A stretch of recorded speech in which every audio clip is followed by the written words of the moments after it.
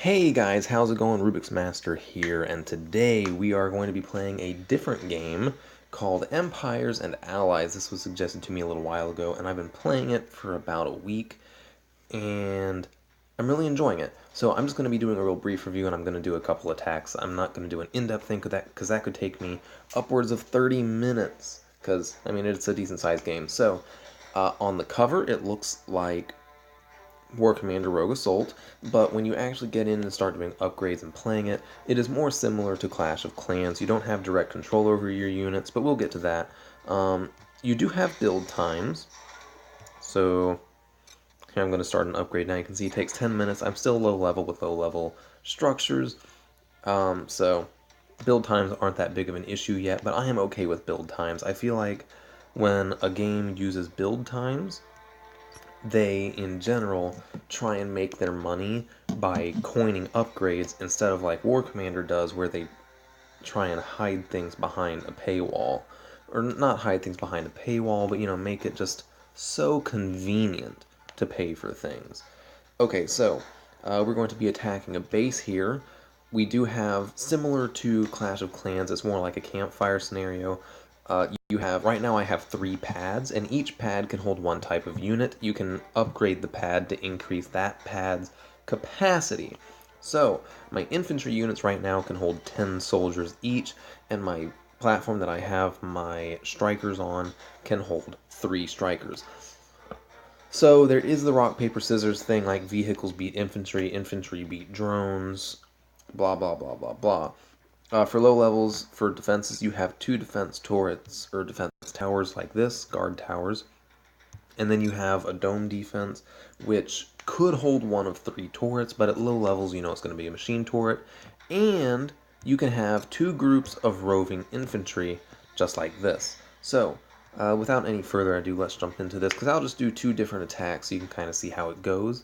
Though, as a low level, attacking is kind of overpowered. It's hard to have a decent defense, though the setup I'm using right now is a little bit crazy.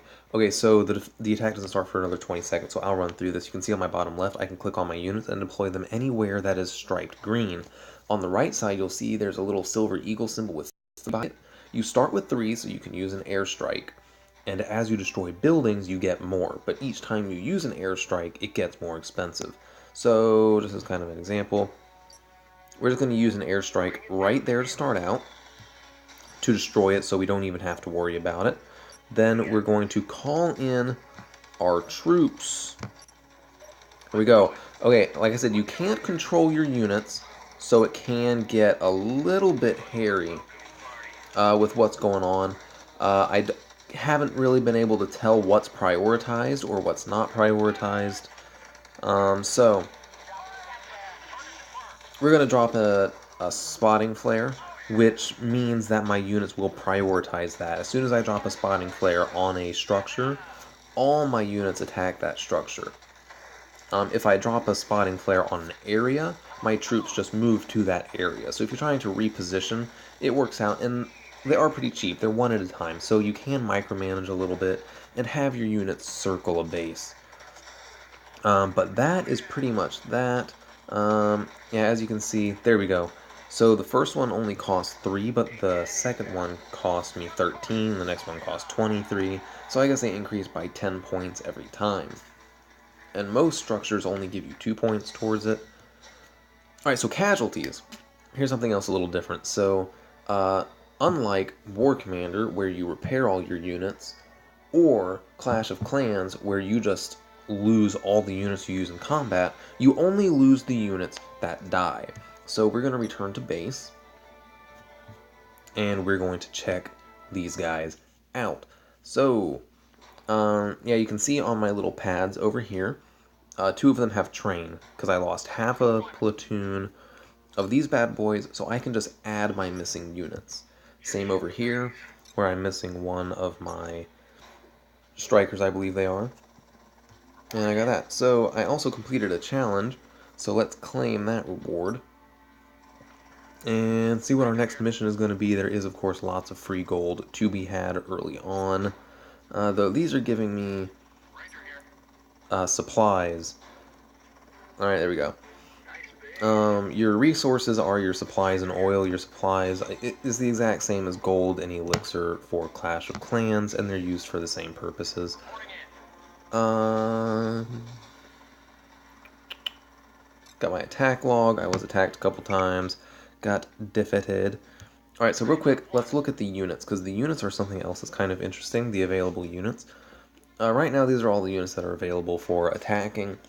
And as you level up your HQ, you gain access to better vehicles, but you can see that unlike not Clash of Clans, but unlike War Commander, where as you level up, you basically just gain access to units that are the exact same as lower units, just more powerful, that in this game, you seriously unlock totally different vehicles and combatants. So you start off with your standard infantry and, what is this thing? I keep calling it a striker? Yeah, it's a striker. Okay. Didn't know if they kept the actual military term for it. So anyway, you unlock your tank next, then you have some drones, then you have this cool little mobile tomahawk system. Pretty neat looking. Then here's where it gets interesting, because for level 10 HQ you do get another tank, but it's a stealth tank. So, I don't know exactly what that means. I mean, invisible hunters firing an EMP blast. Stealth tanks can shut down enemy defenses. So I don't know if it just doesn't do a whole lot of damage. Yeah, damage per second 30, which is really low, but it'll stun a defense for 2.2 seconds. So it's not really all that good for dealing damage, but it stuns. You only have one kind of helicopter, that's your pretty standard helicopter. But then you have even more support vehicles. The CNC Vehicle Force Multiplier, there's a cool little military term for you, hacks enemy defenses and boosts nearby allied units. So hack count 1. So I guess you deploy it and it just hacks one defensive structure. Though I don't know exactly what that means. Like, does it fight for you, or does it just disable it? That'll be something cool to see. Then of course you have your medic. No hit point, no damage per second at all, but you do heal your own units. So more cool stuff. And then there's infantry units, whatever. But this heavy tank looking thing, the Titan tank, is super interesting because it's not just a more powerful tank. It actually adds things for you to do. It has like the rocket pods, and it says it has wall crushers. Don't know what that means, but you know, good for us hopefully. There are a lot of turrets that actually have direct correlation to Clash of Clans, similar to the Inferno turret, but that's pretty much it. This game is actually pretty interesting, and I do find myself playing it a little bit more than I do Clash of Clans right now, but that may just be because it's new. But anyway, let me know what you guys think about this. I will probably continue bringing at least a couple videos about this game.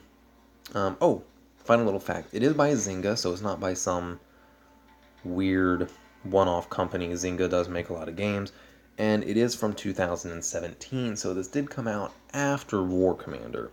But, you know, I don't hold that against them. It's whatever. Anyway, hope you guys enjoyed this.